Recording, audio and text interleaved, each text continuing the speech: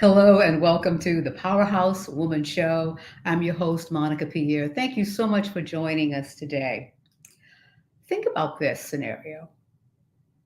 You get an opportunity to be interviewed, local television, a feature story in the paper, maybe even a national shot. You're so excited. This is an opportunity to talk about your business, your movement, your thought leadership, and you're so thrilled. You're doing your homework. You can be prepared, right? You're going to know beginning dates, why you started it, all of that. So you enter the TV studio, you chit chat before the interview, and the reporter or the host asks this question right off the bat after they introduce you and welcome you. So, what's your story? What's your story all about? Oh, wow. Were you expecting that question? Were you expecting to be able to articulate in a nice, juicy soundbite what is your story about? What are you all about? Well, I have been interviewing people, my goodness, I'll be honest, 30 plus years. And I love it. Nothing gets me excited more than helping someone tell their real story, their main story. So, what I'm talking about is what is your story? What is this company really all about? What are you all about as the face, the voice, the brand? What is the story, the main story, not the event that's going to take place necessarily, or when you started, or how you did it, but what's it all about? I'd like to challenge each and every one of you, Powerhouse Woman, to take a moment, especially during this summer, as more and more people are interested in stories, storytelling, people telling their story and telling it with passion and purpose. What is your story? Put yourself in that seat or put yourself across from the reporter or the newspaper writer and answer the question. So let's see.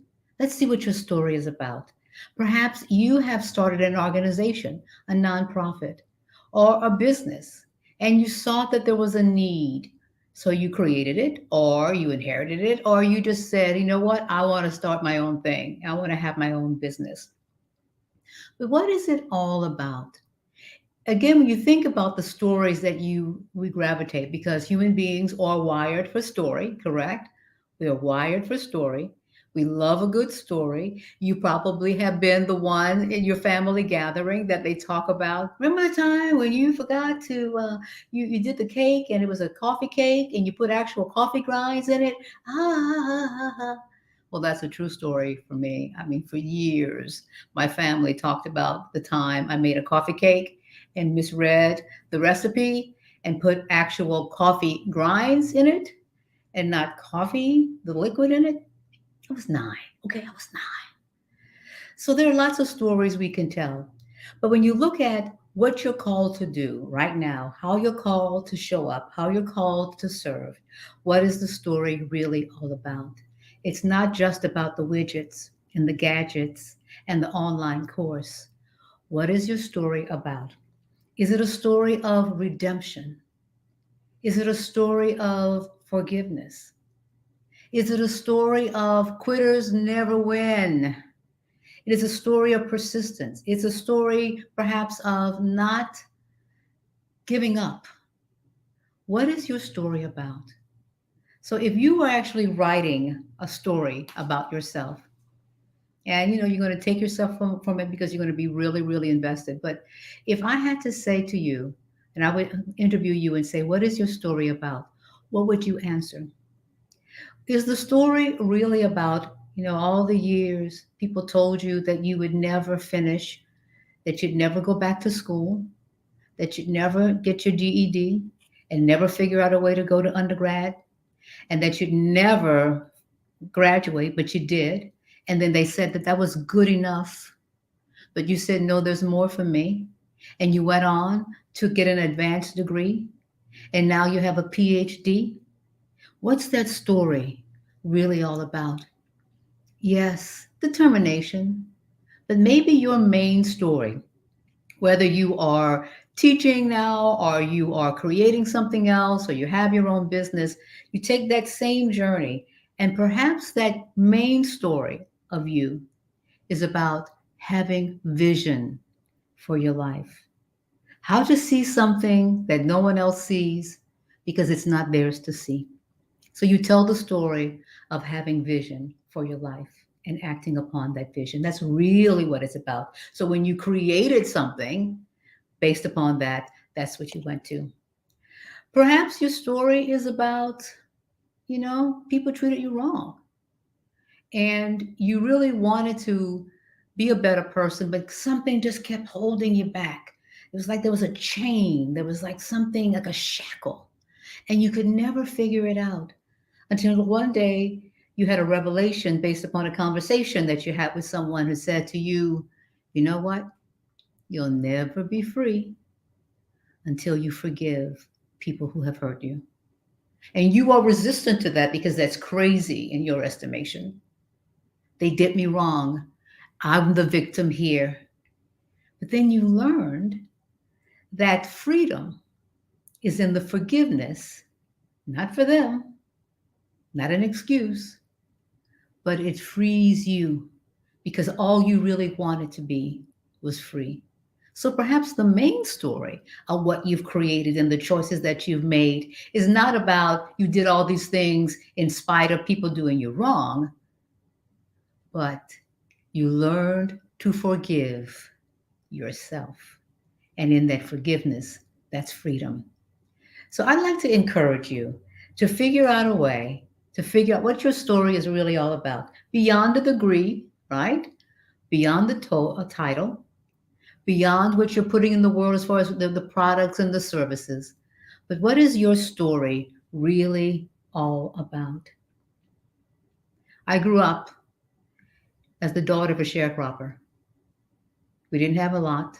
In fact, we didn't have much other than the things that really matter: family, faith, and some laughter. I learned that what I was bringing to the world was to just, in spite of what you had and the hand that you were given, that you could create something else. So my story is really about creating something to own it. Because no one can take away your drive, no one can take away your persistence but you. So I've learned that I could sit down and cry and moan and want more and expect people to give it to me, or I can get up and create it myself. And I saw that with my father, who was a sharecropper, who every growing season, despite the past or the previous season, despite the rain or the flood or the drought or being cheated at the store, every growing season, he was new with a new determination. So perhaps your story is about determination. Perhaps your main story is about figuring things out. Perhaps your story is about taking little and making much. As a business owner, as an entrepreneur, maybe that's your true story. And that is the foundation for everything that you have created in your life. So let's just declare this to be a summer of story. What is your story? What is your story? What is it really all about? It's going to take a little investigation, a little sitting with it. And I do hope, I'm going to go ahead and check. Hold on while I put my glasses on here. Alvina. Hi, Alvina. Thank you for joining us. Sometimes looking back, my story seems boring. Oh, mistakes, bad decisions, but ultimately forgiving myself and being able to see that my greatest accomplishments were the everyday simple thing. Yes, your story, you always hit it, Alvina. Your story is about the power in simplicity, the power in the everyday. Yes, she says, working, raising kids, and watching them raise their own. Oh, that's a story. Yes, and that's basically the story of what you are putting out into the world. But I want you to really focus a little bit more on what you see as your story that allowed you to raise those children, that allowed you to watch them raise their own children? What is that simple, powerful main story of Alvina? What is your story? What is it really all about? So when you watch a TV show, or you watch a movie, or you watch Netflix, or you read a novel, at the end of it, when you turn the last page, you'll say, huh, this story really was about X. Do the same thing with your life, with where you are right now. This story, your story, is really about fill in the blank. And everything else is an example of it. It's a breakthrough about it. It is seeing it differently. It's saying no more when it wasn't working because the foundation of it, think of it as a chest or a box. That's the main story, right? The box is that container, that main story, and all the pieces, all the artifacts that supports. But the main box is one powerful and sometimes simple thing. I'd like to help you with your storytelling. I'd like to talk to you more about it. If you'd like to give me email shout outs, please email me at Monica at thepowerhousewomanshow.com. Those of you who are speakers, you're going to find that people are going to be really reaching out to you more and more and more. People who are trainers, people who have just a powerful story to tell about forgiveness, about purpose, about starting over, about determination. You're going to be called to speak about it.